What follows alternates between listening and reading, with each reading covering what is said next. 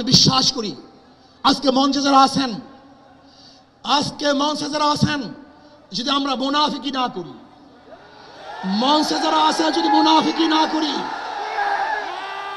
মুখের এবং কাজের কথা যদি একসাথে থাকেন, মুখের সাথে কাজের যদি মিল থাকেন, আমি এই লক্ষ জনতার সামনে কসম করে বলতে পারি আগামীতে ক্ষমতায় যাবে ইসলাম, ক্ষমতায় যাবে ইসলাম, কোনো সন্দেহ নাই।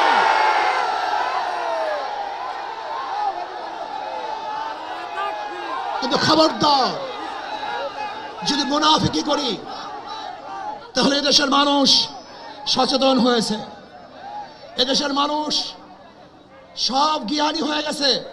বিশ্বাস করবেন না, একজন রিক্সাওয়ালা, ঠেলাওয়ালা, কুলি মজদুরের বক্তব্য শুনলে আমরা আশ্চর্য হয়ে যাই বাংলাদেশের মানুষ কত সচেতন, তারা কত সচেতন হয়েছে। যদি আমরা মুনাফিকি না করি, যদি আমরা ঐক্যবদ্ধ থাকি, বাংলাদেশে একটা বাক্স ইসলামের নামে দিতে পারি। যেরকম আমেরিকা এবং ওই জারস ইসরায়েল ইরানের আক্রমণকারী ভেবেছিল মুহূর্তের মধ্যে নিচ্ছিন্ন করে দিবে, কিন্তু আক্রমণ করার পরে দেখেছে ইরানের গুহার থেকে কোথার থেকে বোম মিসাইল চলে আসছে।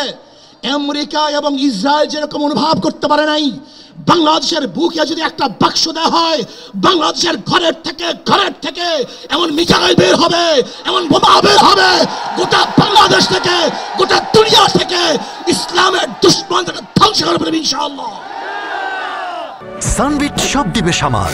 সানবিট ম্যাজিক প্রেস ডিশওয়াশিং এর মাথা ঘোরানো সলিউশন। ঐক্য হন, মুনাফিকি করবেন না, একসাথ হন, ঐক্যবদ্ধ হন। এইটা আমার মেসেজ থাকবে। যদি ঐক্যবদ্ধভাবে ক্ষমতার লোভকে সংবরণ করে আমি ক্ষমতায় যেতে চাই না, ইসলামকে ক্ষমতায় নিতে চাই। আমি ক্ষমতায় যাইতে চাই না, কোরআন ও সুন্নাহকে ক্ষমতায় নিতে চাই।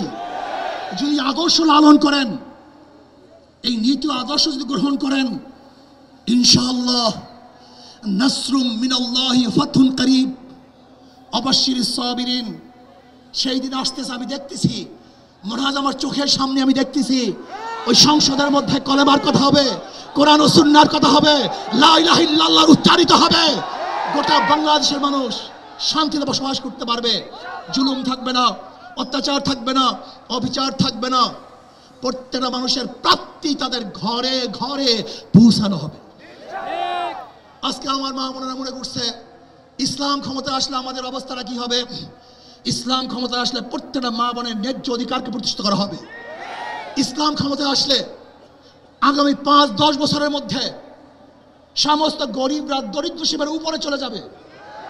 ইসলাম ক্ষমতা আসলে 28 লক্ষ কোটি টাকা বিদেশে পাচার হবে না, দুর্নীতি থাকবে না, জুলুম থাকবে না, অত্যাচার থাকবে না, নির্বিচার কোনো মানুষ আর খুন হবে না, গুম হবে না।